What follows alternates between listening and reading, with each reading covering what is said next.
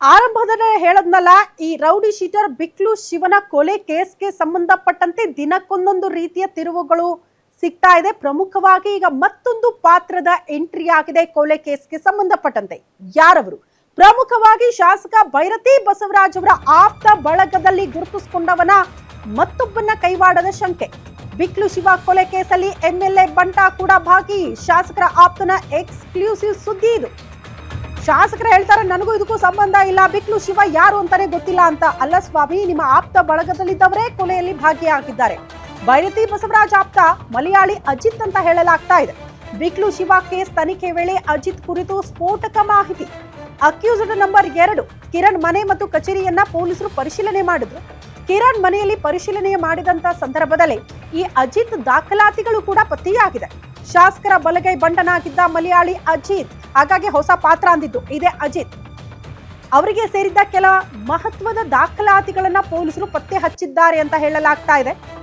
ಈ ಅಜಿತ್ ಯಾರು ಅನ್ನುವಂತಹ ಪ್ರಶ್ನೆಗೆ ಪೊಲೀಸರು ತನಿಖೆ ಮಾಡಿದಾಗ ಒನ್ಸ್ ಅಗೇನ್ ಅವ್ರನ್ನ ಕರ್ಕೊಂಡು ಹೋಗಿದ್ದು ಇದೇ ಶಾಸಕ ಭೈರತಿ ಬಸವರಾಜ್ ಅವರ ಸುತ್ತ. ಬಲಗೈ ಬಂಟ ಅಂತೆ ಅಜಿತ್. ಈಗ ಹೇಳಬೇಕು ಶಾಸಕ ಭೈರತಿ ಬಸವರಾಜ್, ಇದಕ್ಕೂ ನನಗೂ ಸಂಬಂಧ ಇಲ್ಲ, ರಾಜಕೀಯ ಷಡ್ಯಂತ್ರ, ಬೇಕು ಅಂತ ನನ್ನ ಮೇಲೆ ಹುನ್ನಾರ ಮಾಡಿದ್ರು, ಯಾರೋ ಬೇಕು ಅಂತ ಕಂಪ್ಲೇಂಟ್ ಕೊಡಿಸಿದ್ರು, ಇಂಥ ವಿಚಾರಗಳನ್ನ ನಾವು ಹೇಳಿದ್ರಲ್ಲ ಫಸ್ಟ್ ಟೈಮ್ ಈ ಕೊಲೆ ಕೇಸ್ ಬೆಳಕಿಗೆ ಬಂದಾಗ. ಈಗ ಅವ್ರ ರಿಯಾಕ್ಷನ್ ಬಹಳ ಇಂಪಾರ್ಟೆಂಟ್ ಆಗುತ್ತೆ.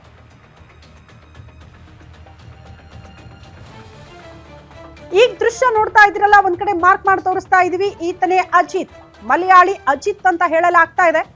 ಈ ಅಜಿತ್ ಏನೋ ಸೂಪರ್ ಸ್ಟಾರ್ ಅಲ್ಲ, ಇನ್ನೆಲ್ಲೋ ನೋಡಿರಕ್ಕೂ ಸಾಧ್ಯ ಇಲ್ಲ. ಬದಲಾಗಿ ಯಾಕೆ ಅಜಿತ್ ಫೋಟೋ ತೋರಿಸ್ತಿದ್ದೀವಿ ಅಂದ್ರೆ, ಈತ ಶಾಸಕ ಭೈರತಿ ಬಸವರಾಜ್ ಅವರ ಬಲಗೈ ಬಂಟ ಅಂತ ಹೇಳಲಾಗ್ತಾ ಇದೆ.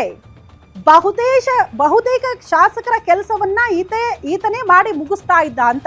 ಹಾಗಾಗಿ ಅವ್ರು ಹಿಂದೆ ಮುಂದೆ ಓಡಾಡ್ಕೊಂಡು ಅವ್ರ ಅನತಿಯಂತೆ ನಡೆದುಕೊಳ್ತಾ ಇದ್ದ ಅಜಿತ್. ಹಾಗಾಗಿ ಈಗ ಬಿಕ್ಲು ಶಿವನ ಕೊಲೆ ಕೇಸ್ಗೆ ಸಂಬಂಧಪಟ್ಟಂತೆ ಆತನ ಹೆಸರು ಕೂಡ ಮುನ್ನೆಲೆಗೆ ಬಂದಿದೆ. ಕಿರಣ್ ಮನೆಯಲ್ಲಿ ದಾಖಲೆ ಸಿಕ್ಕಿದ್ದ ಮೇಲೆ ಪೊಲೀಸರು ಅಲರ್ಟ್ ಆಗ್ತಾರೆ. ಮಲಯಾಳಿ ಅಜಿತ್ಗೆ ನೋಟಿಸ್ ಕೊಡೋದಕ್ಕೆ ಪೊಲೀಸರು ಮುಂದಾಗ್ತಾರೆ. ವಿಚಾರಣೆಗೆ ಹಾಜರಾಗುವಂತೆ ನೋಟಿಸ್ ನೀಡಿದ್ರು ಪೊಲೀಸರು. ಅಡ್ರೆಸ್ ಇಲ್ಲದ ಲೆಟರ್ ಹೆಡ್ ನಲ್ಲಿ ಉತ್ತರ ಕೊಟ್ಟಿದ್ದಾನಂತೆ ಅಜಿತ್. ಅಲ್ಲೂ ಕೂಡ ಸಸ್ಪೆನ್ಸ್. ನೋಟಿಸ್ಗೆ ಉತ್ತರ ಕೊಟ್ಟು ಮಲಯಾಳಿ ಅಜಿತ್ ಎಸ್ಕೇಪ್ ಆಗಿದ್ದಾನೆ. ಟಿಸಿ ಪಾಳಿದ ವಿ ಸಿನಿಮಾಸ್ ವಿ ಗ್ರೂಪ್ ಕಚೇರಿಯನ್ನ ಕೂಡ ಖಾಲಿ ಮಾಡ್ಕೊಂಡ್ಬಿಟ್ಟಿದ್ದಾನೆ. ಹಲವೆಡೆ ಹುಡುಕಾಡಿದ್ರು ಕೂಡ ಇನ್ನೂ ಅಜಿತ್ ಪತ್ತೆಯಾಗಿಲ್ಲ. ವಿ ಸಿನಿಮಾಸ್ ಕಚೇರಿ ಮೇಲೆ ಪೊಲೀಸರು ಕಣ್ಣಿಟ್ಟಿದ್ದಾರೆ, ಬಟ್ ಅಲ್ಲಿ ಹೋಗಿ ನೋಡಿದ್ರೆ ಆತ ಪತ್ತೆ ಇಲ್ಲ. ಕಿರಣ್ ಮನೆಯಲ್ಲಿ ದಾಖಲೆ ಸಿಕ್ಕಿದ ಬಳಿಕ ಪೊಲೀಸರು ಫುಲ್ ಅಲರ್ಟ್ ಆಗಿದ್ದಾರೆ. ಅದಾದ ಬಳಿಕನೇ ಮಲಯಾಳಿ ಅಜಿತ್ಗೆ ನೋಟಿಸ್ ಕೊಟ್ಟಿದ್ರಂತೆ, ಈತನ ಪಾತ್ರ ಕೂಡ ಇರಬಹುದು ಅಂತ. ಹಾಗಾಗಿ ಆತ ನೋಡಿ ನೋಟಿಸ್ಗೆ ಉತ್ತರ ಕೊಡೋ ವಿಚಾರದಲ್ಲೂ ಕೂಡ ಬಹಳ ಜಾಣ್ಮೆಯಿಂದ ಉತ್ತರ ಕೊಟ್ಟಿದ್ದಾನೆ. ಕಾರಣ ಲೆಟರ್ ಹೆಡ್ ನಲ್ಲಿ ತನ್ನ ಅಡ್ರೆಸ್ ಹಾಕಿಲ್ಲ, ಯಾವುದೇ ವಿಳಾಸವನ್ನ ನೀಡದೆ ಉತ್ತರ ಕೊಟ್ಟಿದ್ದ. ಹಾಗಾಗಿ ಆತ ಎಲ್ಲಿದ್ದಾನೆ, ಎಲ್ಲಿಂದ ಉತ್ತರ ಬಂತು ಅನ್ನೋದನ್ನ ಪೊಲೀಸರಿಗೆ ಫೈಂಡ್ ಔಟ್ ಮಾಡಕ್ಕೆ ಆಗ್ಲಿಲ್ಲ. ಆತನ ಕಚೇರಿ ವಿ ಸಿನಿಮಾಸ್ ಅಲ್ಲಿ ಹೋಗಿ ಹುಡುಕಾಡಿದ್ರು ಕೂಡ ಪೊಲೀಸರು ಆ ಕಚೇರಿ ಬಳಿ ಪೊಲೀಸರು ಹೋದಂತ ಸಂದರ್ಭದಲ್ಲೂ ಕೂಡ ಆತ ಅಲ್ಲಿ ಇರ್ಲಿಲ್ಲ ಅಂತ. ಅದು ಕೂಡ ಖಾಲಿ ಆಗ್ಬಿಟ್ಟಿತ್ತು ಕಚೇರಿ. ಹಾಗಾಗಿ ಈ ಕಿರಣ್ ಮನೆಯಲ್ಲಿ ಸಿಕ್ಕಂತಹ ದಾಖಲಾತಿಗಳನ್ನ ಆಧರಿಸಿ ಪೊಲೀಸರು ತನಿಖೆ ಮಾಡಿದಾಗ ಈ ಮಲಯಾಳಿ ಅಜಿತ್ ಶಾಸಕರ ಬಲಗೈ ಬಂಟ ಅನ್ನುವಂತಹ ವಿಚಾರ ಸದ್ಯ ಗೊತ್ತಾಗ್ತಾ ಇದೆ. ಎಕ್ಸಾಕ್ಟ್ಲಿ ಆ ನೋಟಿಸ್ಗೆ ಅಜಿತ್ ಕೊಟ್ಟಂತ ಉತ್ತರ ಏನು? ಸುಖ ಸುಮ್ಮನೆ ನನಗೆ ತೊಂದರೆ ಕೊಡ್ತಿದ್ದೀರಿ, ನನಗೂ ಇದಕ್ಕೂ ಸಂಬಂಧ ಇಲ್ಲ ಅನ್ನೋ ರೀತಿಯಲ್ಲಿ. ನಾನು ಹೈಕೋರ್ಟ್ ವಕೀಲ, ನನಗೆ ನೀವು ಸುಖ ಸುಮ್ಮನೆ ತೊಂದರೆ ಕೊಡ್ತಾ ಇದ್ದೀರಿ, ನನಗೂ ಹಾಗೂ ಜಗ್ಗನಿಗೂ ಅಥವಾ ಕೊಲೆಯಾದಂತ ಶಿವಪ್ರಕಾಶ್ ಅಲಿಯಾಸ್ ಬಿಕ್ಲು ಶಿವನಿಗೆ ಯಾವುದೇ ರೀತಿಯ ಸಂಬಂಧ ಇಲ್ಲ. ಒಂದು ವೇಳೆ ನೀವು ನನ್ನನ್ನ ಈ ಕೇಸಲ್ಲಿ ಸಿಲುಕಿಸುವ ಪ್ರಯತ್ನ ಮಾಡಿದ್ರೆ ನಾನು ಕಾನೂನು ರೀತಿಯಲ್ಲಿ ಕ್ರಮಕ್ಕೆ ಮುಂದಾಗ್ತೀನಿ ಅಂತ ಈ ರೀತಿ ಮಲಯಾಳಿ ಅಜಿತ್ ಪೊಲೀಸರ ನೋಟಿಸ್ಗೆ ಉತ್ತರ ಕೊಟ್ಟಿರುವಂತಹ ಪರಿ. ಈ ಬಗ್ಗೆ ಮತ್ತಷ್ಟು ಡೀಟೇಲ್ಸ್ ಅನ್ನ ಕೊಡ್ತಾ ಹೋಗ್ತಾರೆ ಸೀನಿಯರ್ ರಿಪೋರ್ಟರ್ ಅಜಯ್ ಕುಮಾರ್ ದೂರವಾಣಿ ಸಂಪರ್ಕದಲ್ಲಿ. ಅಜಯ್, ಬಿಕ್ಲು ಶಿವನ ಕೊಲೆ ಕೇಸ್ ಅಂದುಕೊಂಡಷ್ಟು ಈಸಿ ಇಲ್ಲ ಅಂತ ಅನಿಸ್ತಾ ಇದೆ. ಒಂದ್ ಕಡೆ ಪ್ರಭಾವ, ಅತಿ ದೊಡ್ಡ ಶಕ್ತಿ, ಅದ್ರ ಜೊತೆಗೆ ಹೊಸ ಪಾತ್ರಗಳು. ಏನಾಗ್ತಾ ಇದೆ ಅಂತ? ಖಂಡಿತವಾಗ್ಲೂ ಶ್ರುತಿ, ಈ ಒಂದು ಬಿಕ್ಲು ಶಿವ ಕೊಲೆ ಕೇಸ್ ಸಂಬಂಧಪಟ್ಟಂತೆ ಈಗೇನು ಜಗ್ಗನ ವಿಚಾರಗಳು ಮತ್ತೆ ಕಿರಣ್ ವಿಚಾರಗಳು, ಇವ್ರನ್ನ ವಿಚಾರಗಳು ಮಾತ್ರ ನಾವಿಲ್ಲಿ ಕೇಳಿದ್ವಿ. ಎಲ್ಲರಿಗೂ ಕೂಡ ಒಬ್ಬ ಬಾಸ್ ಕೂಡ ಇದ್ದಾನೆ ಅಂತ ಹೇಳಿ ಈಗಾಗ್ಲೇ ಗೊತ್ತಾಗಿರುವಂತದ್ದು. ಆತನನ್ನ ಈಗಾಗ್ಲೇ ಪೊಲೀಸರು ಕೂಡ ಟ್ರೇಸ್ ಮಾಡೋದಕ್ಕೂ ಕೂಡ ಈಗಾಗ್ಲೇ ಹುಡುಕಾಟವನ್ನ ಮಾಡ್ತಿದ್ದಾರೆ. ಆತನ ಇಲ್ಲಿ ಮಲಯಾಳಿ ಅಜಿತ್ ಅಂತ ಹೇಳಿ ಈಗಾಗ್ಲೇ ಗೊತ್ತಾಗಿರುವಂತದ್ದು.